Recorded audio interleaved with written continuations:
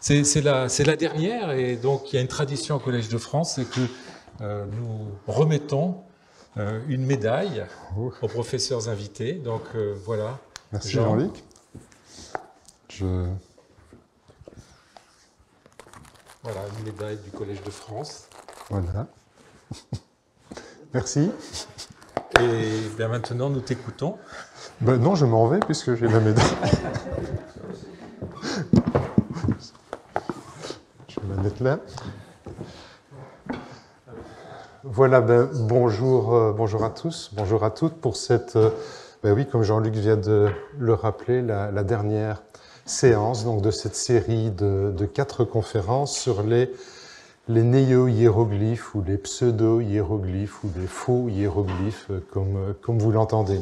Et on va terminer avec un personnage qui hante mes journées, pas mes nuits, je vous rassure, mais depuis quand même quelques années maintenant, le père Athanase Kircher, qui occupe la presque totalité du XVIIe siècle, puisque je vous ai mis là une petite bio express du personnage. Il est né pratiquement avec le siècle, en 1602, la date est disputée, certains disent 1601, mais ça n'a pas beaucoup d'importance pour ce que nous avons à faire ici, dans un petit village, pas très loin de Fulda. Il est ordonné prêtre dans la Compagnie de Jésus, donc c'est un jésuite, et il va, la tradition s'en est conservée encore de nos jours, sont des hommes orchestres, donc il va enseigner la théologie bien sûr, mais aussi des branches scientifiques comme les mathématiques et les langues orientales. Alors il enseigne d'abord à Würzburg et il en est chassé par la guerre de 30 ans et son ordre le réaffecte en France, dans le sud de la France, à Avignon, où il va à nouveau enseigner les mathématiques. Et c'est là, on le verra, qu'il va faire la rencontre de Peiresc, prince des lettres, et qui va le lancer, comme on le verra, dans les études orientales. Alors, heureux homme, en 1645, donc il a 44 ans, quelque chose comme ça, on le décharge de ses enseignements pour qu'il puisse se consacrer totalement à la recherche. Il aura même un assistant scientifique, ce qui n'était quand même pas si fréquent à l'époque. Et donc il aura 2 grands secteurs d'activité, un secteur plus dans le domaine des sciences exactes, où il va d'ailleurs faire de l'expérimentation, et puis alors l'Égypte, qui sera quand même la grande passion de son existence. Et il décède à Rome, donc une fois qu'il quitte Avignon, où il ne restera que quelques années, il va être basé à Rome, où il ne quittera pratiquement plus jusqu'à la fin de ses jours, et donc il décède en 1680.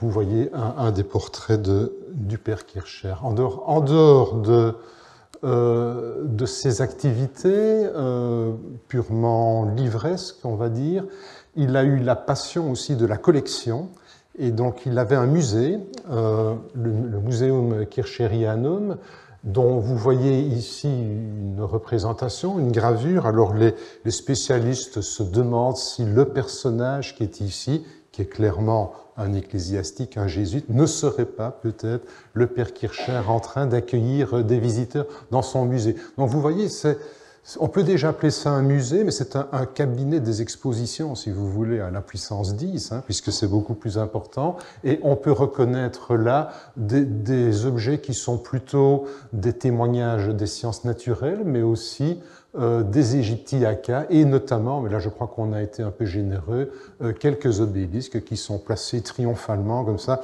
pratiquement comme des cierges sur des chandeliers.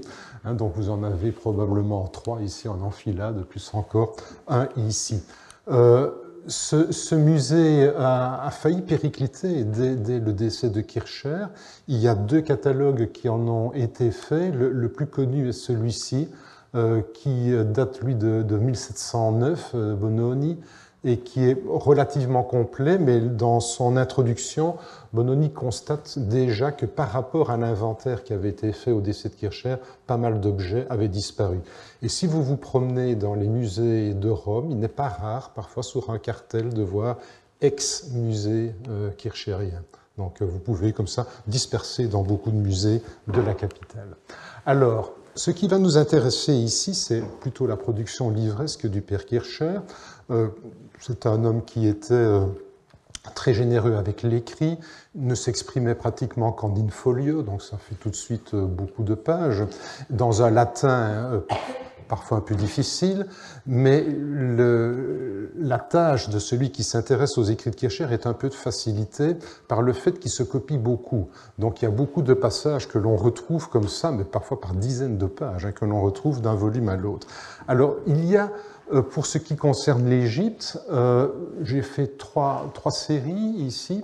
Il y a d'abord, et c'est ça qui va vraiment le faire connaître, 2 ouvrages où il lance en quelque sorte, mais je vais revenir là-dessus dans un moment, les études coptes. C'est au début de sa carrière scientifique à Rome, donc on est autour des années 1640.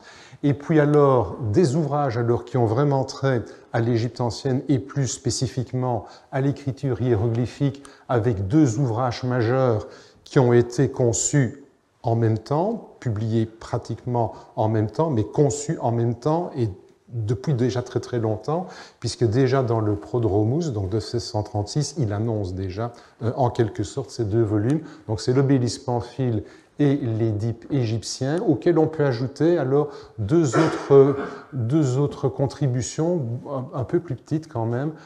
Sur les obélisques égyptiens, il s'agit d'une publication qui vient après la remontée de certains obélisques qui se trouvaient sur l'Iséum du champ de Mars, et le Sphinx Mystagogue, qui, lui, est une publication qui a été causée par la venue d'une momie qui était décorée, qui avait des inscriptions, et donc Kircher reprend alors la question des inscriptions pour une dernière fois, puisque là on est en 1676, donc 4 ans avant le décès du père. Et alors, je rattache à ça deux ouvrages, l'Arche de Noé et la Tour de Babel, qui ne sont pas directement concernés par les écritures égyptiennes, mais qui se rattachent quand même, d'une manière ou d'une autre, aux préoccupations générales du père Kircher, parce qu'il y fait allusion à l'origine des langues, l'origine que, bien sûr, pour lui, il voit une origine commune dans la dispersion et dans la diffusion des langues. Donc ça, c'est plutôt pour le dernier ouvrage, un Tour de Babel, juste 1 an avant sa mort. Et l'Arche de Noé, c'est aussi l'occasion de revenir un peu à cette question des origines qui va le tarauder quand même pendant de nombreuses années. Et donc c'est un personnage, c'est très, très important de noter ça, qui est très bien en cours. Donc il a la protection des puissants, notamment dans les États pontificaux, donc de certains cardinaux et de certains papes, mais aussi dans le monde temporel, et notamment de l'empereur Ferdinand III. Donc ce sont des soutiens importants. En revanche, dans le monde scientifique, et notamment dans le domaine des sciences exactes, je pense par exemple à des gens comme Descartes ou Leibniz, ont très rapidement pris leur distance avec le personnage. Descartes, par exemple, qui recevait quelques exemplaires de la production de Kircher, a vite fait savoir que ça ne l'intéressait plus et qu'il ne fallait plus rien lui envoyer et que ça ne l'intéressait absolument pas d'être tenu au courant. Et donc il reçoit, grâce à ses soutiens, 2 commissions importantes. D'abord l'aménagement, il va contribuer avec le Bernin à l'aménagement de la Piazza Navona, autrefois Piazza Agonale, et il va aussi participer à l'érection de l'obélisque de la Piazza della Minerva, à nouveau avec le Bernin. Donc voilà, je vais vous illustrer ça ici dans un tableau de Canaletto. Vous voyez ici l'obélisque Pamphile, comme on l'appelait alors, tout simplement parce que le pape Léon X était de la famille des Pamphili et que les Pamphili avaient, c'est plutôt par ici, avaient leur palais sur la Piazza Navona et le pape voulait depuis ses fenêtres pouvoir contempler l'obélisque. Ce que vous pouvez encore faire si vous allez à l'école française de Rome et que vous logez sur la Piazza Navona et que vous avez des fenêtres du bon côté, évidemment, il faut quand même un certain nombre de conditions, vous pouvez être au bon endroit pour avoir une des faces, en tout cas, de l'obélisque.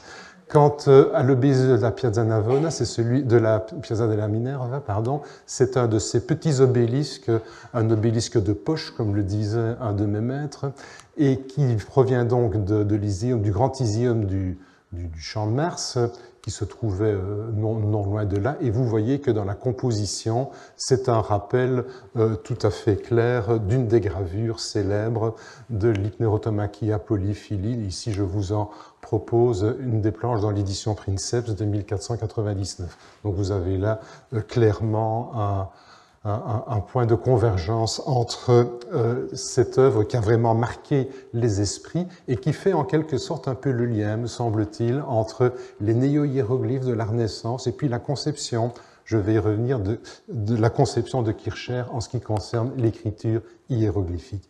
Donc je l'ai dit, il est chassé de Würzburg par la guerre de 30 ans, par les troupes de Gustave Adolphe, qui...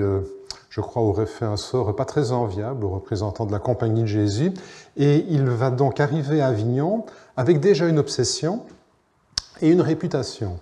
Alors l'obsession, c'est celle des hiéroglyphes. Il nous raconte dans une de ses publications, il y fait allusion dans des lettres aussi, que lorsqu'il était en Allemagne, il a eu la chance de tomber sur je ne sais plus exactement le terme qu'il emploie, mais un album où figure ce qu'on connaissait comme monument égyptien à l'époque. Alors il ne dit pas de quoi il s'agit, mais le plus vraisemblable est qu'il a eu sous les yeux l'album de Herwa von Hohenburg, donc le thésaurus des hiéroglyphes, où, et bon là, dans cet album qui fait une quarantaine de planches à peu près, vous avez les 20 premières planches sont consacrées à la Mensa Isiaca, des planches générales et puis des planches de détail.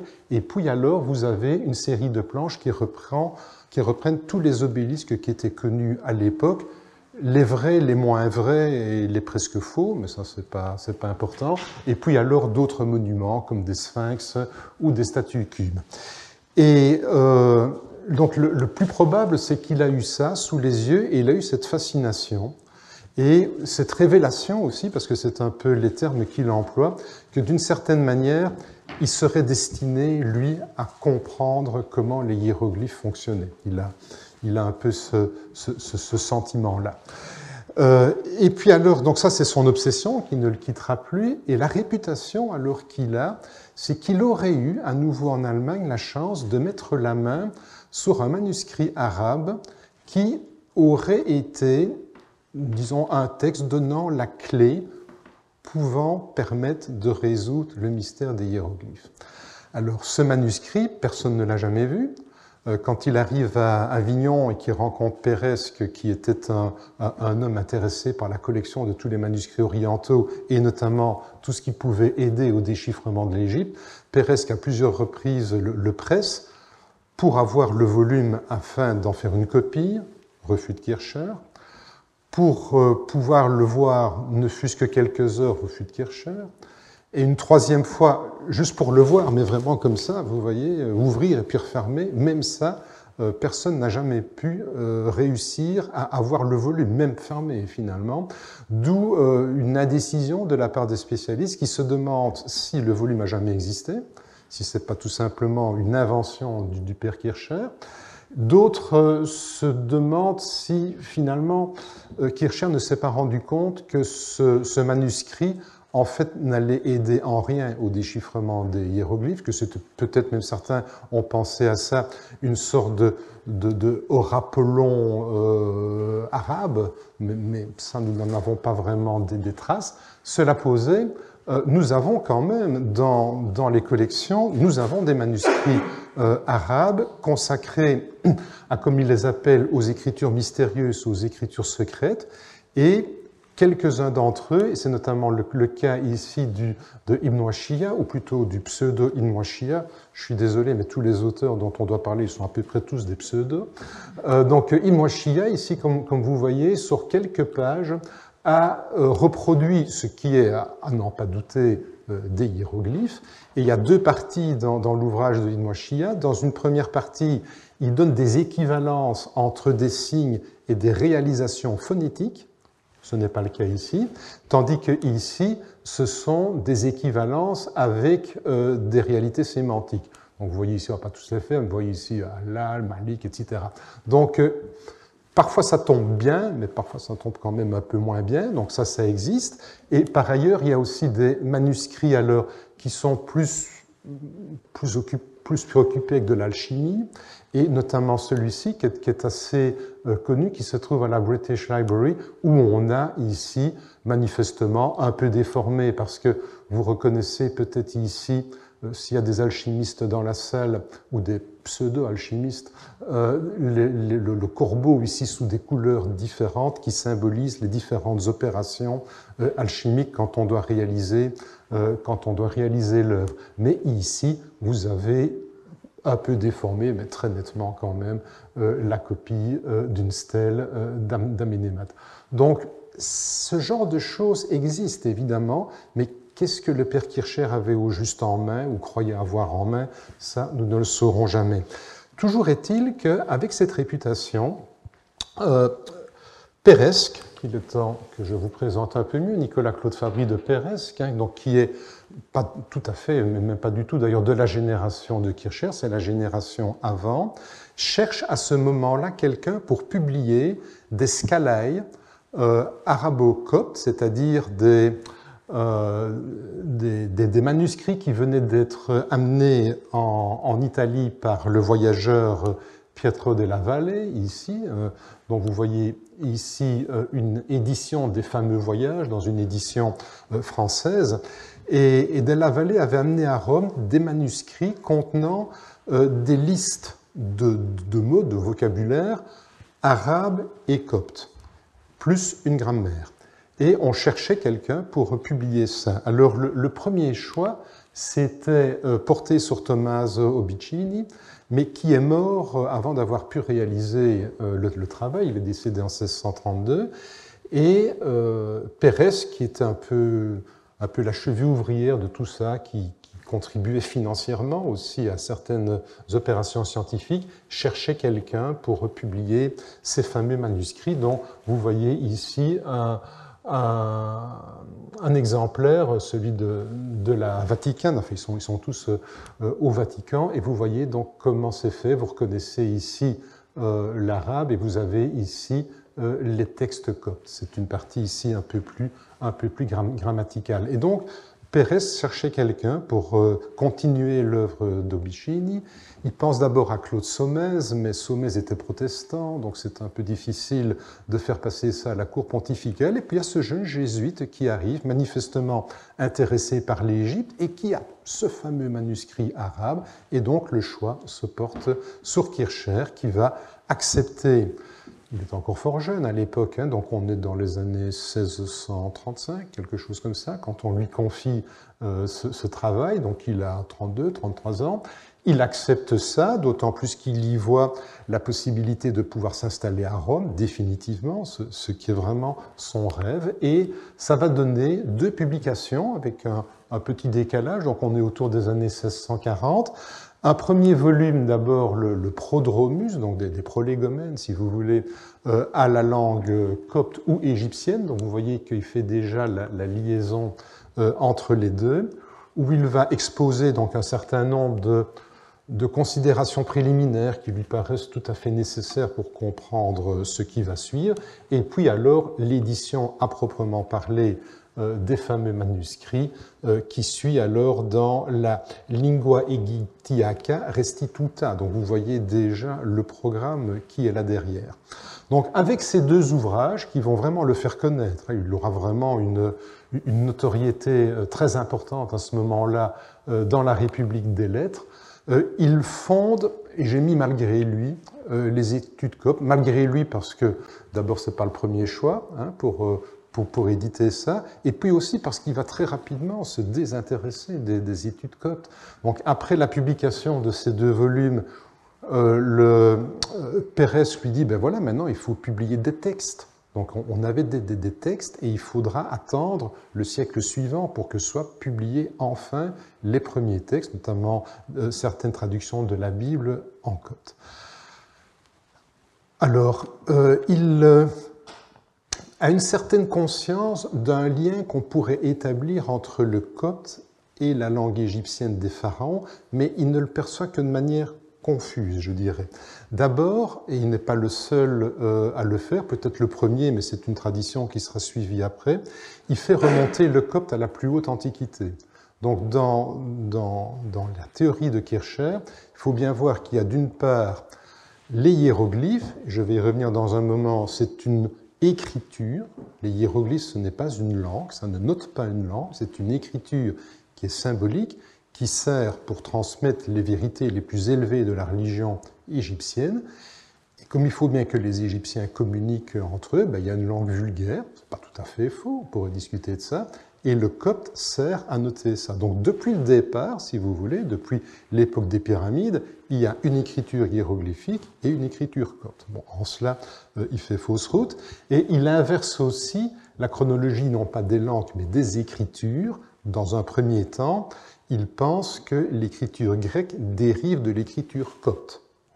Dans ses derniers écrits, il remettra les choses à l'endroit, mais au début, c'est quand même ça qu'il y pense, à quoi il pense, et on y reviendra un peu plus tard dans l'exposé. Donc, malgré les insistances vraiment, mais très fortes, très lourdes de Pérez, Kircher va abandonner complètement, il ne reviendra jamais plus au copte, et donc il faut attendre encore longtemps, au moins presque un siècle à peu près, vers 1730, pour avoir les premières publications de textes coptes. Alors, pour synthétiser les choses, parce qu'on n'a pas énormément de temps, ce qui intéresse Athanas Kircher au premier chef, il ne faut jamais oublier ça, c'est un théologien. Donc, dans tout ce qu'il fait, il se pose la question à quoi ça peut servir au rayonnement de l'Église. On est aussi à l'époque de la contre-réforme, donc il faut bien comprendre ça. Ce qu'il veut faire, c'est montrer l'unité de l'Église. Donc dans toute cette dispersion qu'il constate, dispersion des langues, dispersion des cultures, dispersion des religions, dispersion géographique, il faut montrer, bon, on ne peut pas nier la diversité, mais on peut au moins essayer de montrer qu'elle a une origine commune, un point alpha ou un point oméga, c'est comme vous voulez, et c'est ça qui est très important. C'est à ce titre-là que la tour de Babel et l'arche de Noé participent un petit peu aux réflexions de Kircher sur les écritures hiéroglyphiques.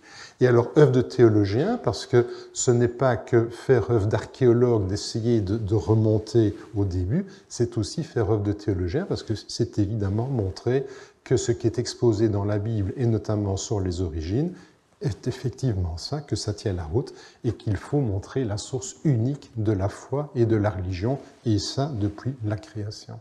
Donc moi je suis intimement persuadé que Kircher n'a jamais véritablement été intéressé par la civilisation égyptienne pour elle-même et par l'écriture hiéroglyphique pour elle-même. Il a instrumentalisé ça pour servir à d'autres fins. Donc, Kircher va donc se servir des hiéroglyphes. Il n'est pas le premier à le faire. Il y a une tradition qui remonte à la Renaissance. Nous l'avons vu dans les conférences précédentes. Mais il va quand même se démarquer fortement de certaines pratiques de la Renaissance. Tout d'abord, Kircher, ce n'est pas quelqu'un qui cherche à amuser la galerie. Lui, il ne va pas passer son temps à s'intéresser aux néo-hiéroglyphes. Il ne s'occupe pas de ça du tout. Il va au contraire travailler avec des documents, c'est le premier à le faire, des documents authentiquement égyptiens, ou en tout cas des documents dont on pensait à l'époque que c'était des documents égyptiens.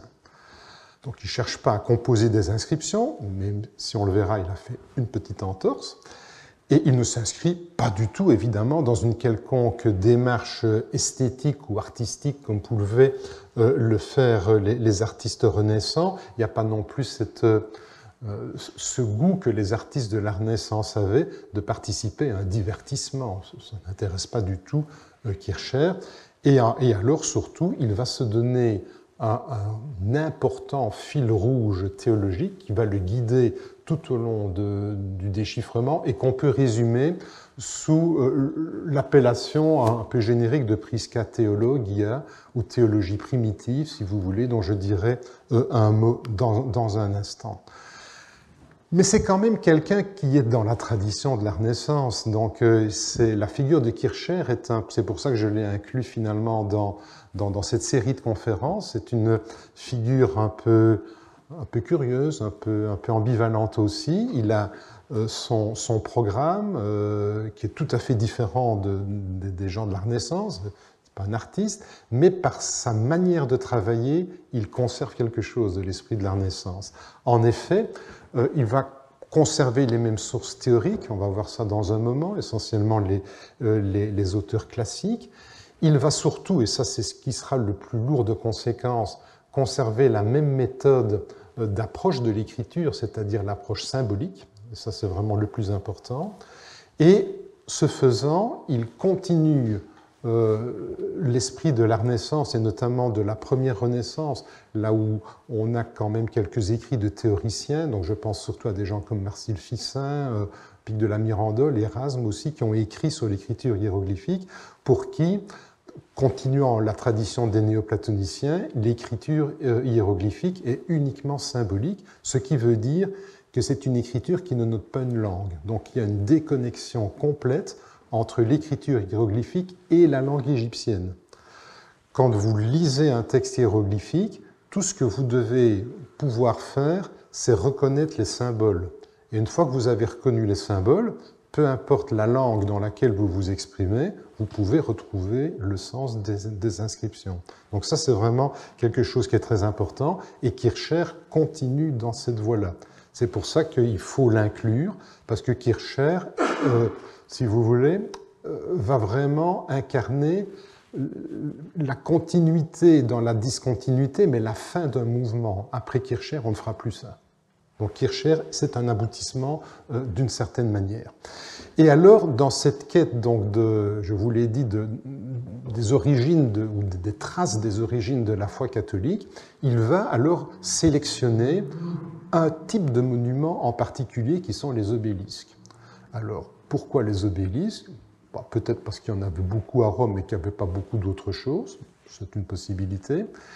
Et peut-être alors a-t-il plaqué là-dessus une explication, parce qu'il consacre alors énormément de pages pour nous expliquer justement pourquoi l'obélisque, en fonction de ses proportions, en fonction de sa forme, en fonction des matériaux utilisés, etc., ne peuvent évidemment qu'être les monuments les plus idéaux pour recevoir les inscriptions qui sont par ailleurs les inscriptions les plus sacrées de la religion égyptienne. Donc si on regarde ces sources d'un peu plus près, il a en gros 5 types de sources. Alors la Bible et les sources grecques et latines, ça ne nous étonnera pas beaucoup. Mais alors, il va inclure beaucoup de sources orientales, et notamment des sources d'auteurs juifs et arabes, sans faire beaucoup de tri. Ça peut être des historiens, ça peut être des géographes, mais ça peut être aussi des sources un peu plus ésotériques, voire la Kabbale. Donc ça ne le dérange pas beaucoup. Il va alors, contrairement aux hommes de la Renaissance, baser ses études sur des monuments, donc essentiellement les obélisques, mais aussi statues, stèles, scarabées, tout ce qui peut contenir des écrits hiéroglyphiques. Et il va aussi se lancer dans des études comparatives, ce qui est nouveau à l'époque. Vous savez que la Compagnie de Jésus envoyait des missionnaires dans le monde entier, et Rome était vraiment le point focal d'un énorme réseau. Donc tous ces missionnaires faisaient des rapports, ces rapports arrivaient à Rome, et Kircher en avait connaissance. Donc il va avoir la possibilité de se frotter un petit peu à ce qui se faisait en Chine, en Inde. Donc c'était des types d'écriture, je pense surtout aux Chinois, et des types de langues qui étaient tout à fait exotiques, mais ça va aussi de l'autre côté, puisqu'il aura aussi connaissance de certaines écritures mésoaméricaines, et notamment de l'écriture maya. Donc il va essayer à nouveau, dans la recherche du point unique, tout fait farine au bon moulin, évidemment, puisque tout est susceptible d'être une trace de quelque chose de plus ancien. Alors, si on regarde maintenant un peu plus en détail, je ne vais le faire que pour les sources des auteurs classiques. Si on regarde les auteurs classiques qui sont généralement mobilisés par Kircher, il y a d'abord, sans grande surprise, il y a plutôt des historiens ou des géographes. Il y a alors des auteurs qu'on peut rattacher à l'école médio- ou néo-platonicienne. Il y a alors des auteurs un petit peu plus tardifs qui ont parlé un peu plus longuement, parfois même en théorisant un petit peu des propos sur l'écriture, parfois sur la langue égyptienne, comme Plutarque notamment dans le Déisidé, et aussi Clément d'Alexandrie, qui probablement rapporte certaines traditions d'hierogrammates. Il y a le corpus hermétique et les hiéroglyphica du pseudo-Horapollon. Et puis, j'ai mis un petit peu à part, alors, le témoignage d'Amiens Marcellin. Vous savez peut-être que dans les Res Gestae donc de Amiens Marcellin, il y a un passage dans lequel on raconte l'arrivée du dernier obélisque qui arrivera à Rome, qui sera installé sur le Cirque Maxime. Et à cette occasion, Amiens Marcellin rapporte une traduction d'un autre obélisque qui se trouvait aussi sur le Cirque Maxime, traduction qui aurait été faite par un hiérogrammate nommé Hermapion. Et il donne cette traduction en grec. Et pas mal d'études ont paru sur cette traduction, qui n'est pas tout à fait une traduction, on va dire que c'est plutôt une paraphrase, mais qui rend quand même assez fidèlement, finalement, ce qu'il y avait sur l'obélisque. Or, ce sont des propos, je ne dirais pas d'une grande banalité, mais enfin, ça ne touche pas à la religion, ce sont des titres de pharaons, c'est des épithètes comme on en trouve généralement sur ce type de monument, et c'est le seul motif pour lequel Kircher va complètement négliger et repousser le témoignage d'Amiens Marcellin en disant « c'est pas possible qu'il y ait ça sur l'obélisque » parce que, comme je vous l'ai déjà dit, les obélisques, ça ne sert pas à ça. Les obélisques, ça sert à recevoir les grandes vérités de la religion égyptienne. Et donc, si on trouve, soi-disant, sur un obélisque des choses aussi stupides et banales que le nom d'un pharaon, quelques épithètes le glorifiant, ou bien on n'a pas compris l'inscription, ou bien parce qu'il laisse une petite porte entrouverte, peut-être que le témoignage d'Hermapion est à prendre en considération, mais que ce qui donne comme traduction, ça vient d'un autre monument, mais ça ne vient pas d'un obélisque. Comme ça lui permet de sauvegarder un peu l'honneur d'Hermapion, qui, j'imagine, n'en demandait pas tant. Alors, la méthode de Kircher, comment va-t-il faire pour essayer donc de percer le mystère des hiéroglyphes? Sur un plan théorique, il va beaucoup utiliser des auteurs comme Jean Blic, essentiellement, parce qu'il voit là les clés de ce qu'il va pouvoir faire ici, c'est-à-dire une approche symbolique, en utilisant surtout le principe de l'analogie, de la motivation aussi, parfois de l'intuition. Je vous l'ai dit, il ne répugne pas à aller chercher des témoignages d'auteurs ésotériques, parfois proches aussi des écrits kabbalistiques, que ce soit dans l'ésotérisme arabe juif, mais aussi dans l'ésotérisme chrétien, par exemple, qu'on retrouve pour la Kabbale chez Pic de la Mirandole. Il pratique aussi à l'occasion un peu de numérologie, et ça le lie au pythagorisme. Et puis alors, il pratique une sorte d'universalisme, que ce soit dans le domaine de l'écriture ou dans le domaine des religions, ce qui lui permet de voir des comparaisons, à nouveau en utilisant des principes d'analogie, entre des choses qui, il faut bien le dire, relèvent peut-être d'une certaine typologie universelle, mais en tout cas ne prouvent certainement pas qu'il y a des liens de cause à effet entre ce qu'il veut comparer. Et puis alors, il a aussi le goût de l'étymologie, mais les étymologies du père Kircher, là aussi, on est en pleine période de créativité, mais nous sommes à une époque où les bases scientifiques de l'étymologie n'étaient absolument pas établies. Donc ça, ce n'est pas du tout un problème pour le père Kircher de prendre un mot, de le couper en deux ou en trois et d'aller chercher pour chacun des morceaux une signification dans des langues différentes, alors qu'en principe, même les mots composés ne fonctionnent pas de cette manière. Comme ça, vous voyez un petit peu. Donc, je vais illustrer maintenant un peu la méthode du père et les résultats auxquels il croit être arrivé en prenant quelques exemples, parce qu'on pourrait parler pendant des mois et des mois, vous pensez bien. Je vous ai dit que le père Kircher ne pensait qu'en in folio, donc rien que pour rien que pour ce qui concerne l'Égypte, c'est 4500 pages à peu près. Donc même s'il y a certaines parties qui sont recopiées, ça fait quand même pas mal de pages.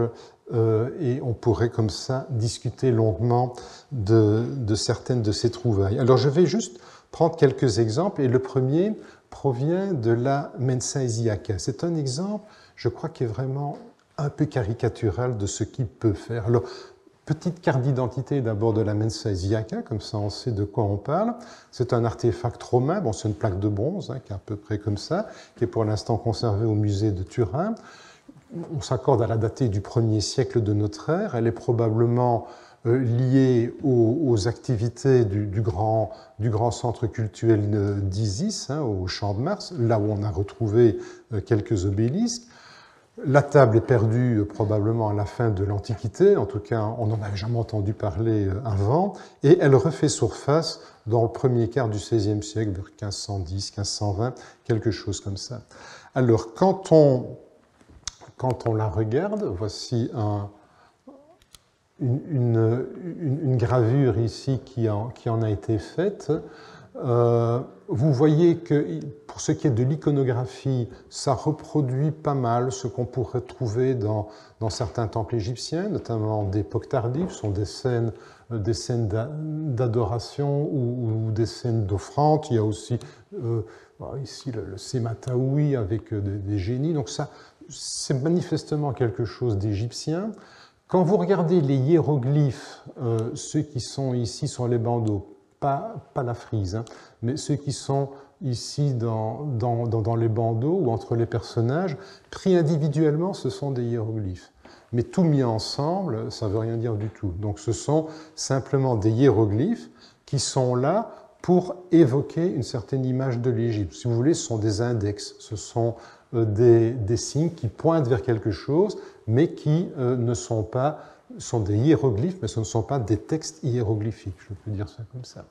Cette table a été immédiatement reconnue comme appartenant à la plus haute antiquité. Donc je vous ai dit qu'elle était probablement du 1er siècle de notre ère, mais pour les savants de l'époque, et notamment pour Athanasius Kircher, c'était un document de la plus haute antiquité. Il fallait véritablement se pencher sur cette table avec une grande attention, parce que ça allait probablement donner la clé, une des clés en tout cas, pour déchiffrer les hiéroglyphes.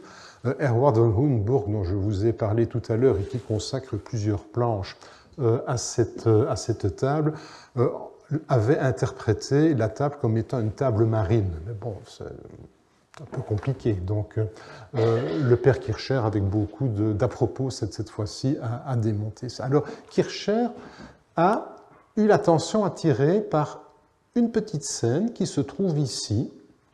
Et là, on est, en fait, c'est un déplié, c'est sur le bord que ça se trouve, le bord de la table. Et donc ici, vous avez une petite scène que je vous ai agrandie ici, et dont il va déjà traiter dans le Prodromus Aegyptiacus, donc dans ces volumes où il est censé d'abord s'occuper du copte. Mais je vous ai dit que très très tôt, il envisage déjà les deux grandes publications de l'Obélisque Pamphile et de l'Édipe égyptien. Et donc, qu'est-ce qu'il nous dit là ? On va voir comment il éclate la figure ici pour l'expliquer sémantiquement, mais ce qui va l'intéresser, c'est les signes qui se trouvent là. Alors, avec un peu de bonne volonté, on peut voir un O ici. Là, si vous pensez que c'est du grec, mais rien ne vous oblige à penser que c'est du grec, ben, vous verrez que c'est un lambda. Bon, admettons que c'est un upsilon, et puis ici, il y a quelque chose, on ne sait pas trop ce que c'est. Bon. Et alors, pour Kircher, ça ne fait pas l'ombre d'un doute. Ah oui, c'est un petit problème ici. Ça doit se lire fulo, donc avec un phi, un upsilon, un lambda et un omicron. Et, dit-il, rappelant ce qu'il a fait dans la publication des Scalae, il n'y a pas de doute pour lui que ce mot fulo, qui est un mot copte, signifie l'amour. Je vous ai dit que la perception de Kircher sur la filiation respective ou les relations respectives du grec et du copte avait un petit peu fluctué. Et donc là, il est encore à un moment où il pense, comme il le met ici, que le vocabulaire grec, donc les mots que nous connaissons, philein, philos, philia, etc., sont dérivés en fait du copte. Donc il n'a aucun problème à lire cette inscription Phulo et à en faire en mettant en fait les choses cul par-dessus tête, en allant chercher le mot grec philein, je suppose que l'iotacisme ici abonde, pour proposer la traduction de ce Phulo signifiant amour, et en faisant alors dériver le mot grec de ce mot copte qui n'existe pas. J'espère que vous me suivez toujours. Alors, c'est pas tout, il va ensuite faire une analyse iconographique alors de cette figure. Donc vous vous rappelez, la figure, il éclate tous les morceaux et il va en donner d'abord une interprétation bona fide, en quelque sorte, ce qu'on voit. Alors peut-être qu'on peut voir la Lune ici, peut-être qu'on peut voir les orbites ici, admettons. Voir le Soleil dans une tête, ça c'est déjà un peu plus compliqué. Et puis, donc ça c'est la décomposition, l'analysis. Et puis alors il va en donner le sens alors proprement symbolique, en mettant à nouveau l'accent donc sur ceci, le principe d'amour qui est le seul principe qui est capable de fédérer toutes les parties. Et puis, comme il a des vues toujours à la portée de l'univers entier, donc il transpose ça alors dans une vision proprement cosmique, et il vous propose alors un magnifique schéma ici, où là, on n'est plus sur Terre, évidemment, ici on est dans des proportions intergalactiques, où vous voyez que les 4 lettres principales de ce soi-disant Phulo sont aux 4 coins, et puis vous avez alors les différentes parties de cet homme scarabée qui vont alors assumer différentes places symboliques dans l'organisation de l'univers. Donc vous voyez comment ça fonctionne. Hein, on est vraiment dans un système de réflexion symbolique et analogique. Alors, je vous ai parlé de la Prisca Theologia, il est temps de voir un petit peu comment ça fonctionne dans l'esprit des théologiens de l'époque. On pose donc à l'origine, ici, à l'époque d'Adam, une sagesse parfaite. Donc, Dieu donne à Adam la révélation de la sagesse. Adam doit nommer également les choses, et vous savez qu'il y a un lien existentiel, ontologique entre le nom qu'on donne aux choses et la chose elle-même. C'est ce qui est aussi un des fondements du néoplatonisme. Les noms ne sont pas là par hasard. Et que va-t-il se passer jusqu'à notre époque? On est ici. C'est que l'humanité va osciller entre des moments de sagesse et des moments où cette sagesse est polluée, avec parfois des moments où la sagesse est retrouvée, comme ce sera le cas grâce à Hermès Trismégis, qui, en parenthèse, n'est pas un Égyptien, mais qui vient en Égypte, et c'est à lui qu'on doit l'invention des hiéroglyphes. Et puis alors arrive la chute de Babel, tour de Babel, qui est la cause de la dispersion alors des nations à la surface de la Terre. Donc ça, c'est la situation dans laquelle on est. Alors, Kircher et d'autres se sont posé la question, mais est-ce qu'on ne peut pas essayer d'inverser le mouvement, en quelque sorte? Donc on a ce mouvement de dégradation, en quelque sorte. Est-ce que ce serait possible de repartir dans l'autre sens? Eh bien ça, grâce à la Prisca Theologia, c'est possible.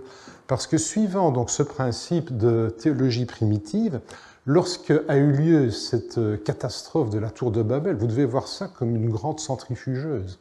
Hein, donc tout le monde est là, puis on tire le cordon comme dans un panier à salade, et tout le monde est expulsé comme ça à la surface de la terre, mais chaque nation va conserver un morceau de la vraie foi, et alors le coup de génie, c'est parfois même sans le savoir, à l'insu de son plein gré, comme aurait dit un de vos anciens premiers ministres. Et donc, grâce à ça, il est donc possible d'aller voir dans les documents égyptiens, grecs, latins, mais aussi chinois, mais aussi indiens, mais aussi mayas, de retrouver des traces qui permettraient de retrouver la sagesse primitive. Et donc, là-dedans, l'Égypte ancienne a un rôle particulier à jouer, et c'est bien pourquoi Kircher va concentrer son attention sur les monuments égyptiens écrits en hiéroglyphes. À nouveau, en faisant ça, ce n'est pas l'Égypte ancienne ni les hiéroglyphes qui l'intéressent vraiment, c'est de faire de la théologie, n'est-ce pas? Alors, autre exemple, me semble-t-il, qui est aussi caractéristique de la manière dont le père Kircher travaille parfois, c'est ce cas-ci qui est bien connu. Alors, il s'agit d'un passage qui nous a été livré par Clément d'Alexandrie et par Plutarque. Alors, je commence par celui, ils diffèrent très très peu entre eux. Clément rapporte donc à Diospolis d'Égypte, sur ce qu'on appelle le pylône sacré, on a gravé un jeune enfant, symbole de la naissance, et un vieillard, symbole de la décrépitude, puis le faucon, symbole de la divinité, avec le poisson, signe de la haine, et à nouveau, parce qu'il en a déjà parlé précédemment, le crocodile, mais ici avec un autre sens, l'impudence. Le tout mis ensemble, rapporte Clément, le symbole paraît avoir cette signification, ô vous qui naissez et qui périssez, Dieu est l'impudence. Et on a à peu près le même passage chez Plutarque dans le De Isidée, si ce n'est que le crocodile a laissé la place à un hippopotame. C'est la seule différence. Mais pour ce qui est de la signification de l'inscription, et je vous l'ai rapporté ici en grec pour les deux, à part une inversion des deux derniers termes, c'est exactement la même citation. Alors cela, et c'est un des rares exemples qu'on en ait, c'est pas très fréquent, à la Renaissance, on s'est dit, ben tiens, on va refaire des hiéroglyphes avec ça, puisqu'on nous dit qu'il y a une inscription finalement, et on nous donne les signes, et donc ça vous donne des choses comme ceci. Voici, on est ici donc dans les Hieroglyphica de Valeriano, on est en 1556. Vous voyez un obélisque, et sur l'obélisque, vous reconnaissez un jeune enfant, un vieillard, l'aigle, le poisson, et au cas où vous ne l'auriez pas reconnu, c'est un hippopotame. Apparemment, tous ceux qui se sont laissés aller à des représentations se fondent sur le témoignage de Plutarque, donc, et pas sur celui de Clément. Vous avez ici dans les emblèmes d'Adrianus une autre représentation. Est-ce qu'ils n'ont jamais pensé que réellement en Égypte, il y a eu un jour un monument qui ressemblait à ça? J'ose quand même croire que non. Donc vous retrouvez à nouveau nos protagonistes. Vous voyez que notre hippopotame ici ressemble plus à un chien que toute autre chose. Et ici, chez Kircher, c'est une autre représentation. On a vraiment ici un hippos potamus, si vous voulez. On a vraiment un cheval qui est en train de sortir de la rivière. Et pas le temps d'entrer dans les détails ici, mais l'interprétation qui est donnée par Plutarque et par Clément est un petit peu altérée dans ce cas-ci. Alors, dans tout ça, comme je vous l'ai dit, l'Égypte joue vraiment un rôle capital, un rôle moteur, parce qu'on savait, notamment par les auteurs anciens, qu'elle avait hérité et transmis une tradition antique, l'Égypte, mère des sciences, ex oriente lux, enfin c'était un discours qui était bien connu. Les prêtres là-dedans étaient vus comme les dépositaires d'une sagesse proprement antique, et lesquels, Prisca Theologia oblige, contenaient des traces importantes de la vraie foi. Cette sagesse est consignée sur les obélisques au moyen des hiéroglyphes. Les hiéroglyphes ont été inventés pour ça, spécifiquement pour ça. Et ils permettent aussi de conserver le secret vis-à-vis des profanes. C'est quelque chose sur quoi on insiste déjà à la Renaissance, c'est que la vérité n'est pas bonne à mettre en toutes les oreilles ou en toutes les mains.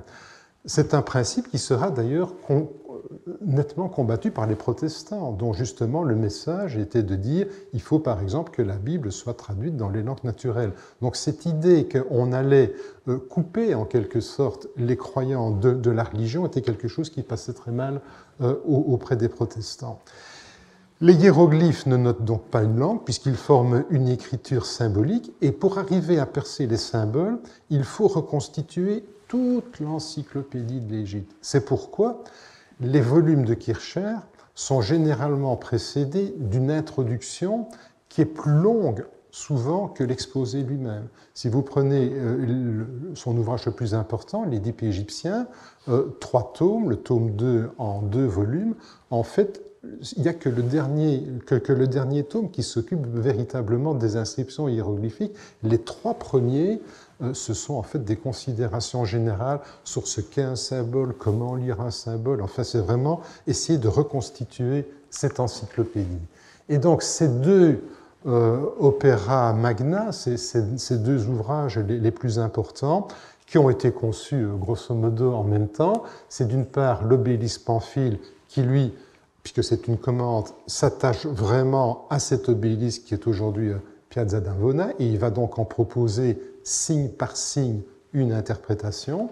Et puis alors un ouvrage beaucoup plus général qui est l'Édipe égyptien, qui lui alors entreprend de donner une explication, une traduction de tous les monuments égyptiens connus. Alors il y aurait beaucoup à dire sur ces deux frontispices qui sont vraiment admirables. Enfin, il y a tout un symbolisme qui est là derrière, on n'a pas le temps de commenter. Et bien sûr, l'Édipe égyptien, l'Édipe, c'est Kircher lui-même, évidemment, vous l'aurez compris, qui est le premier à avoir pu répondre aux énigmes du Sphinx. Viendront alors d'autres, j'en ai déjà touché un mot, mais je ne résiste pas au plaisir de vous donner quelques planches ou quelques frontispices, ça dépend les ouvrages. Donc les obélisques, 1666, l'Arche de Noé, le Sphinx Mystagogue et le tout dernier, la Tour de Babel, qui vont appuyer, parfois un peu répéter, mais l'essentiel de la doctrine, c'est vraiment dans les 2 premiers ouvrages que je vous ai mentionnés. Alors comment fait-il? Je vous donne ici une page de l'obélisque Pamphile. Il va procéder par ce qu'il appelle des schématismi, un schématismus, qui sont des périodes qu'il essaye d'isoler dans les inscriptions. Et vous voyez que chaque signe est numéroté. Vous voyez, c'est numéroté. Vous avez une traduction ici, avec à chaque fois les numéros qui sont repris. Et vous voyez que pour un numéro, vous avez parfois une traduction qui est quand même assez longue. Et vous avez, soit avant, soit après, ça dépend, vous avez alors l'explication, avec parfois des renvois alors au premier tome de l'Édipe égyptien. Alors, si on regarde maintenant un peu plus près, une de ces traductions, alors ça vient de l'obélisque Pamphile, et on va s'intéresser ici aux cartouches. À ce moment-ci, donc au XVIIe siècle, on ne sait pas encore ce qu'est un cartouche. C'est plus tard, c'est l'abbé Barthélemy qui aura cette intuition que c'est peut-être bien des noms de rois ou des noms de divinités qui sont isolés dans ce grand ovale, mais à l'époque de Kircher, on ne sait pas ça du tout. Et voici donc la traduction qui donne de ceci. Alors, en fait, ça veut juste dire César Domitien, ça ne veut rien dire de plus. Et puis alors ici, vous avez l'épithète qu'il vive éternellement, mais Kircher va en faire la traduction suivante, la force bienveillante et génératrice qui commande à travers la domination supérieure et inférieure, augmente le flux des humeurs sacrées émanant du dessus. Puis je m'arrête là, vous lirez bien la suite pour vous-même, mais ce sont des traductions, pour reprendre une expression d'un auteur moderne, vraiment des traductions boursouflées, enfin il n'y a vraiment pas d'autre mot, et la traduction est parfois plus difficile à comprendre finalement que le texte égyptien. Alors, si on fait à nouveau une comparaison entre la Renaissance et Kircher, qu'est-ce qui est semblable, qu'est-ce qui est différent? Interprétation symbolique dans les 2 cas. Dans une inscription, pas de segmentation, il ne sait pas comment segmenter les signes. Il n'y a pas de segmentation, pas de classification, morphologique. Donc, quand Kircher reconnaît, entre guillemets, qu'un signe représente telle idée, il n'a aucune indication quant à savoir si cette idée doit s'incarner dans un substantif, dans un verbe, dans un adjectif, dans un adverbe, il ne le sait pas. Donc s'il voit par exemple que telle image signifie par exemple l'idée d'aller vite, est-ce que c'est le verbe courir, est-ce que c'est l'adverbe rapidement, est-ce que c'est le substantif la course? Il n'y a aucune manière de le savoir. Et donc il doit essayer alors de faire des phrases avec ça en se faisant une idée du temps, puisque le temps, le mode, l'aspect, rien de tout ça n'est donné. Donc ça, c'est exactement la même manière qu'à la Renaissance, on fabriquait des néo-hiéroglyphes. Donc c'est exactement la même chose, il est dans cette tradition. En revanche, lui, il opère avec des vrais signes hiéroglyphiques, supposés-tels, donc il ne s'occupe pas des hiéroglyphiques. Lui, il traduit des inscriptions, il n'en compose pas. À la Renaissance, on n'a aucun présupposé de quoi que ce soit, et je vous ai rappelé tout à l'heure que la composante divertissement, jeu, était quand même très très importante, tandis que Kircher, lui, a des fondements théologiques extrêmement puissants, à défaut d'être solides, et évidemment pas de divertissement. Alors, autre exemple aussi pour vous montrer la manière dont Kircher parfois travaille. Quand il a donc parvenu à déchiffrer une inscription, il doit en faire une phrase. Et alors, il a à sa disposition plusieurs modes rhétoriques. Et donc, comme il l'explique dans le Sphinx mystagogue, il dit qu'il est possible d'adapter les symboles en fonction de la signification littérale, historique, anthropologique, mystique, allégorique, anagogique des différentes acceptions, de sorte que ces mêmes acceptions, en restant proches de l'analogie implicite des choses, révèlent les concepts complets de la philosophie et de la théologie. Si ce n'est pas se gargariser avec des mots, je ne sais pas ce que c'est. C'est là, selon Aristote, dans la philosophie qui traite de la mentalité des Égyptiens, on ne doit pas avoir la même version d'Aristote, une invention admirable et louable. Alors, pour vous montrer jusqu'où ça peut aller, là malheureusement, il y a quelques mots coptes qui ne sont pas passés. Voici à nouveau un exemple tiré de l'obélisque Pamphile, et on va s'intéresser ici, je vous en mets des agrandissements successifs, aux signes qui se trouvent ici. Voilà, et je vous remets l'hiéroglyphe dans... c'est un hiéroglyphe tardif, hein, on est ici au 1er siècle de notre ère, et qui ne représente rien d'autre que la déesse Nut. Que va en faire Kircher? Il va voir là-dedans, voilà, donc ça c'est tiré de la planche de l'obélisque Pamphile, voilà l'agrandissement. Il va voir là-dedans un autel sur lequel on a placé une figure humaine étirée avec les mains et les pieds, et ça, pour lui, ça représente la maison du monde. Et le signe que vous avez ici, qui représente simplement un T dans l'écriture hiéroglyphique, je ne sais pas où il a été voir ça. Vous me direz, oui, il n'a peut-être pas bien vu parce que c'était haut. Pas du tout. Avant qu'on ne redresse l'obélisque était couché, on a eu tout le temps de faire tous les relevés qu'on voulait. Et donc, il va voir là-dedans 2 lettres coptes. Alors, à la limite, je veux encore bien voir un omicron et un sigma, mais la première lettre, il va y voir un jima, en fait, c'est-à-dire, je me suis dit, ah ben justement, c'est le seul qui a à peu près réchappé du naufrage ici, c'est donc ce signe avec une petite courbe qui part vers le haut, et il va y voir l'abréviation de Koei, c'est-à-dire Dieu, le Seigneur, littéralement, ça dérive pour les égyptologues qui sont dans la salle de l'ancien mot Tchesu, le commandant, c'est ce qui donne Joyce ou Kois, ça dépend des dialectes, en copte. Et donc il va y voir une manifestation du nom de Dieu. Donc vous voyez que ça peut quand même aller assez loin. Il a aussi une confiance, mais complètement inébranlable en ses capacités. Nous retournons ici dans le Sphinx mystagogue, et à propos d'une toute petite inscription qui se trouve ici, il n'hésite pas à nous dire, ça ne lui convient pas tellement bien l'inscription qui est là, alors il corrige. Voilà, et il nous dit, étant donné qu'une grande partie est imparfaite ou en lacune, nous avons remis cela dans la forme originale en nous inspirant d'autres représentations exprimées avec une plume un peu plus correcte, exactiori, Pena expressis. Donc il a une confiance inébranlable, et donc même quand il a un texte égyptien, il n'hésite pas à corriger.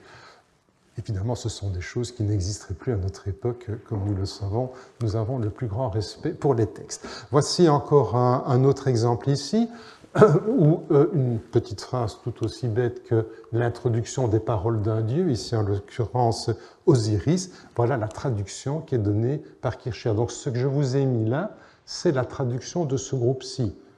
Ça ne veut rien dire d'autre que paroles prononcées par Osiris, c'est très très court, et voilà à nouveau une traduction qui prend plusieurs lignes. Donc, quand Kircher décède en 1680, il y a comme un moment de stupeur, je ne sais pas, dans toute l'Europe, et il faut attendre plusieurs dizaines d'années avant qu'on ne commence à déconstruire le modèle. Et l'ouvrage qui a peut-être fait le plus pour déconstruire le modèle, c'est un ouvrage très général, à vrai dire, de Warburton, Divine Legation of Moses, paru à Londres en 1738, mais il consacre une partie importante là-dedans aux écritures anciennes et notamment à l'écriture hiéroglyphique. Et cette partie sur l'écriture hiéroglyphique a eu un tel retentissement qu'on en a même eu des éditions séparées, dont ici une édition en français due à Léonard de Malpen, et là on est en 1744, et Warburton est vraiment le premier qui va montrer, sans vraiment arriver avec des solutions, mais qui va le premier montrer quand même les impasses dans lesquelles la recherche de Kircher avait conduit la recherche. Et je vous donne ici pour vous montrer qu'on est dans un tout autre type d'approche, ici plus paléographique et plus philologique, une planche qui est insérée dans l'ouvrage de Warburton, mais qui est en fait tirée du conte de Caylus.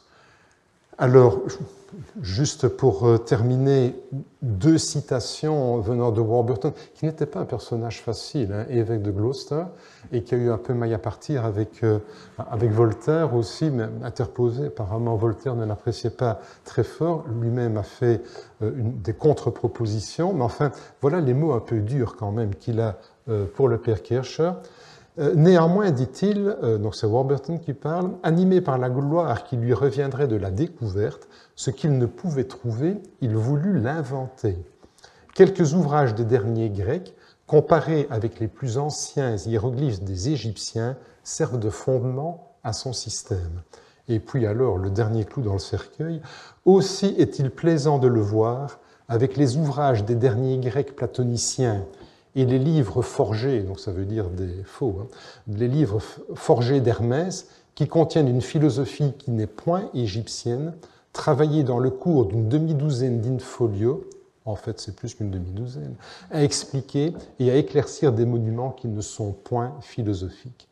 Nous le laisserons donc courir après l'ombre d'un songe, skia sonarnthropos, aurait-il pu dire, dans tous les espaces imaginaires du platonisme pythagorique, et nous reprendrons la suite de notre discours, et avec ça, il clôt la parenthèse sur Kircher.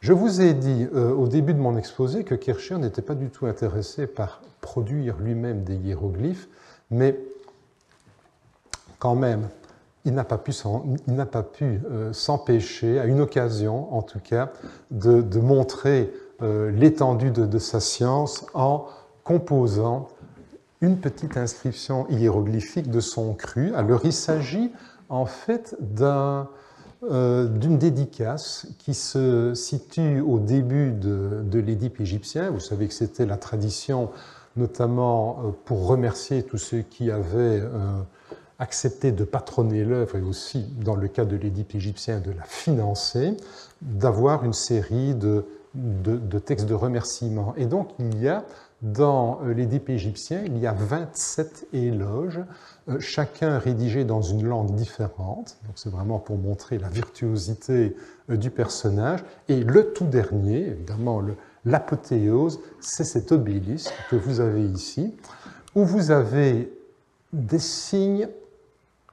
Et on va y revenir dans un moment. Vous voyez tout de suite que ce n'est pas des néo-hiéroglyphes, ça ressemble à des vrais hiéroglyphes, mais enfin c'est un peu comme le Kannada Braille. Et ici, heureusement, il nous donne la traduction. Donc vous voyez tout de suite que ça n'a absolument rien à voir. Et si on fait maintenant la comparaison avec 3 obélisques, un obélisque de néo-hiéroglyphes de la Renaissance, et c'est ici un tableau de Beukeler, on est en 1565, scène de marché tiré de Ecce Homo, et vous voyez ici des hiéroglyphes qui sont véritablement des néo-hiéroglyphes. Vous avez l'obélisque de Kircher, et puis vous avez ici l'obélisque du Latran, et je vous ai mis ici un agrandissement pour que vous voyez un peu mieux. Eh bien, Kircher se situe exactement entre les deux. Vous avez des hiéroglyphes qui tirent plus de cette tradition, donc cette tradition archéologique et documentaire, mais quand vous regardez l'interprétation et la traduction qui est proposée, on tire plutôt de ce côté ici, et il est bien l'héritier de la tradition de la Renaissance, du moins pour cet aspect des choses.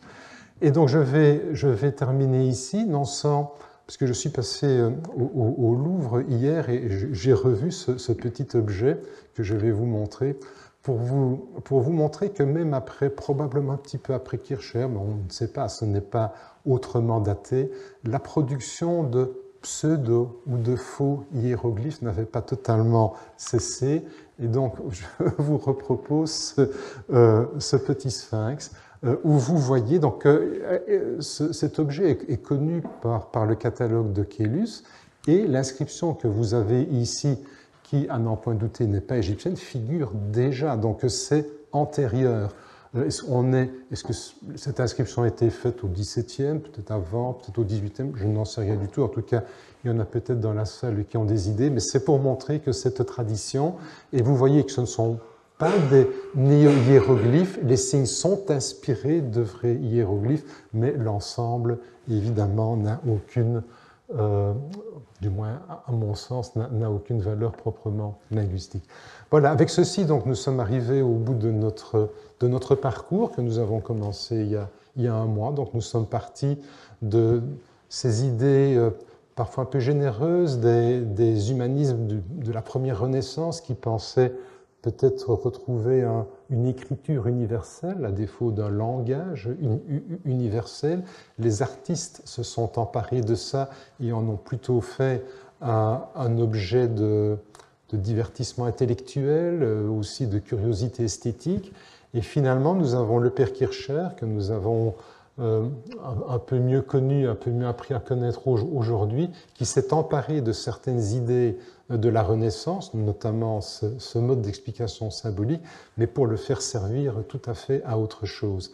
Et donc, quand Kircher décède, on se rend compte qu'on est arrivé, on ne pouvait pas aller plus loin dans cette voie-là. Et donc, après un moment un peu d'apathie ou de stupéfaction, il a fallu alors déconstruire ce modèle, et ça a pris plusieurs dizaines d'années, pour que ensuite, grâce au travail des antiquaires, une approche beaucoup plus antiquariale des choses, qui voulait vraiment d'abord rassembler des monuments, s'assurer de leur provenance, on a pu alors, avec Montfaucon, avec Caylus, avec d'autres, constituer des corpus. Et ça, ce sont toutes les petites graines qu'on a semées et qui finalement ont rendu l'expédition d'Égypte, dans sa partie scientifique, elle a pu avoir le succès qu'on lui connaît parce que la déconstruction avait déjà eu lieu, était même terminée, et qu'on repartait vers des bases proprement philologiques. Je rappelle par exemple les travaux de Barthélemy sur les écritures palmyréniennes, etc. C'était une autre manière de voir et de considérer les écritures et les langues de l'Antiquité. Voilà, on s'arrête ici. Je vous remercie à nouveau. Je remercie le professeur Fournet et le Collège de France pour l'invitation qui m'a permis de présenter quelques idées devant vous. Je vous remercie.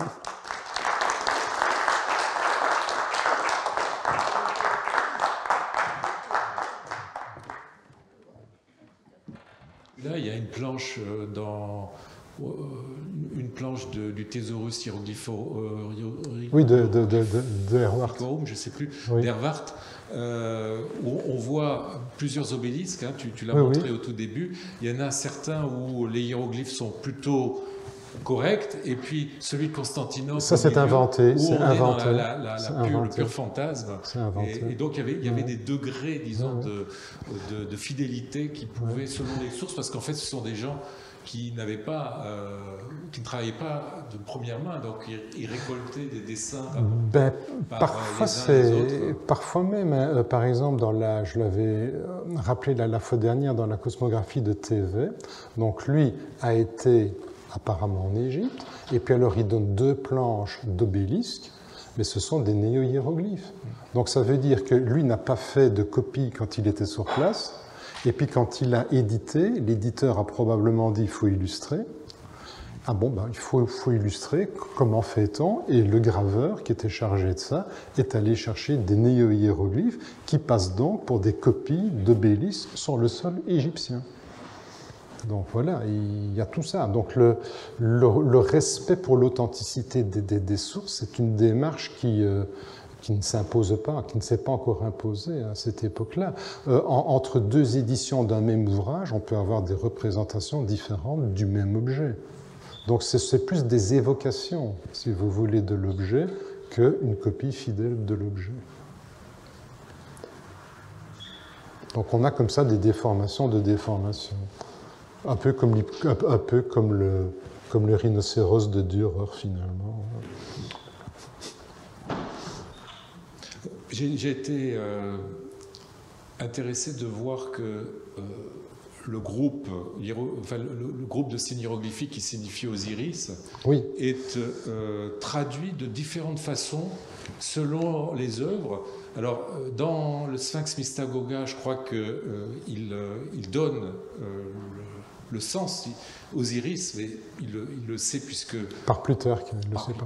Exactement. Mais je vois que dans d'autres planches que tu as montrées, il donne un sens complètement différent à ce groupe.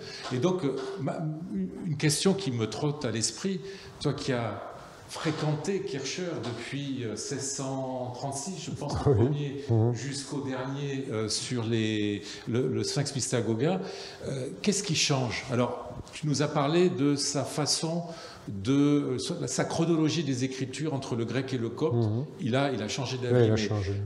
Y a-t-il d'autres choses importantes, fondamentales, qui ont changé? Les fondamentaux de sa méthode n'ont jamais varié. Hein. Et si on avait le temps, je pourrais montrer dans le Sphinx Mystagogue. Donc il y a sur une partie de son texte, il a 4 bandes d'inscription. C'est 4 fois la même inscription. Il ne la traduit pas de la même façon. Il n'a pas la oui. même interprétation, c'est 4 fois la même bande. C'est ça qui est très... Ça nous étonne beaucoup de voir ça. Parce qu'à côté de ça, il était capable aussi de faire des travaux. Il a fait des travaux scientifiques qui nécessitent une certaine précision. Oui, et donc, on est étonné de voir que dans le champ de la philologie, il manque totalement de méthode. Il n'a pas du tout compris ce qu'était la philologie. Vraiment, la philologie telle qu'elle était en train d'être restaurée et affinée dès la seconde moitié du XVe siècle. Donc l'étude des textes avec la comparaison des sources, l'établissement d'un système, des choses comme Somès, dont j'ai parlé tout à l'heure, vont vraiment faire des progrès à la philologie de manière considérable. Ça lui échappe complètement parce que, à nouveau, il considère que tous ces textes-là ne sont que des instruments et qu'en quelque sorte, lui, il sait déjà, ce qui est un immense avantage, il sait déjà ce qu'il doit trouver. Donc fatalement, tout ce qui peut le distraire de ça, il l'écarte. Donc il a un avantage sur nous tous, il sait déjà ce qu'il doit trouver. Donc. Mais alors finalement, question ultime. Est-ce qu'il croyait vraiment à ce qu'il écrivait? Ça, je me le suis déjà souvent demandé, est-ce qu'il y croyait lui-même? Je ne sais pas. Je pense qu'il croyait vraiment avoir raison sur la manière dont il reconstruisait l'histoire universelle et la place que l'Égypte pouvait tenir là-dedans. Maintenant, s'il y avait s'il y avait des détails, parce que pour lui tout ça ce sont des détails, s'il y avait des détails qui pouvaient éventuellement être corrigés, ça n'était pas important. Mais je n'ai jamais vu dans les écrits de Kircher un passage où il reconnaîtrait sur un point, fut-il totalement mineur, s'être trompé. Il n'a jamais dit ça. Oui. Enfin, il était célèbre pour sa vanité, d'ailleurs, tu as montré des textes. Et puis le pauvre a aussi été parfois victime de certains canulars qui lui ont été montés contre lui. Donc il était, vers la fin de sa vie, il était en lien avec Leibniz, puisque Leibniz, dans une partie de ses travaux, travaillait à l'écriture universelle. Et donc, comme les hiéroglyphes pouvaient passer comme des possibles moyens d'écriture universelle, bon, ils ont été un peu en contact. Et puis Leibniz s'est éloigné, lui aussi, comme après d'autres, de Kircher. Mais ce que je veux raconter, c'est une anecdote. Des étudiants de Leibniz, donc en Allemagne, ont créé un canular de toutes pièces, ont donc rédigé une inscription hiéroglyphique. On n'a pas conservé les documents, on connaît l'anecdote, mais on n'a pas conservé les documents. Donc ils ont inventé une inscription hiéroglyphique, ils ont envoyé ça à Kircher en disant « Ah mon père, on vient de trouver une inscription, et vous qui êtes le spécialiste par excellence. » Et Kircher, 2 jours après, a envoyé une traduque. Donc en Allemagne, on en a fait des gorges chaudes, évidemment. Donc voilà, c'est ce genre de vanité. Alors est-ce qu'il y croyait lui-même? Il avait parfois compris certaines choses. Ce qui a, par exemple, beaucoup contribué à sa réputation, c'est les fameux obélisques du Champ de Mars. Donc il y a un obélisque qui est en train d'être exhumé, et il n'y a que 3 faces visibles. Et dans la précipitation, on fait vite un relevé, et on amène ça à Kircher, qui est sur le point de partir dans une résidence aux alentours de Rome, et tout de suite Kircher dit « Voilà ce qu'a sur la 4e face ». Et alors, quand on finit de dégager l'obélisque, on s'aperçoit, dit la légende, que c'est totalement exact, probablement pas, mais il avait compris que dans les obélisques, il y avait des parties qui se répétaient. Et donc, sans grand risque de se tromper, en s'inspirant des 3 premières faces, il a dit, voilà ce qu'il y a sur la 4e. Mais alors, on a pensé que c'était un mage, enfin, que c'était vraiment un génie qui avait tout compris des hiéroglyphes, puisqu'il pouvait, quelle est la meilleure preuve? Il pouvait deviner ce qu'il y avait sur une face avant de l'avoir vu. Oui, c'est un personnage curieux. Je voudrais qu'on applaudisse encore notre conférencier. N'oubliez pas que ces conférences, pour ceux qui n'ont pas eu la chance de pouvoir les écouter toutes les 4, ces conférences sont sur le site du Collège de France, et nous attendons qu'elles soient publiées sous la forme d'un livre ici même au Collège de France. Voilà. Merci de mettre la pression. Merci Jean-Luc.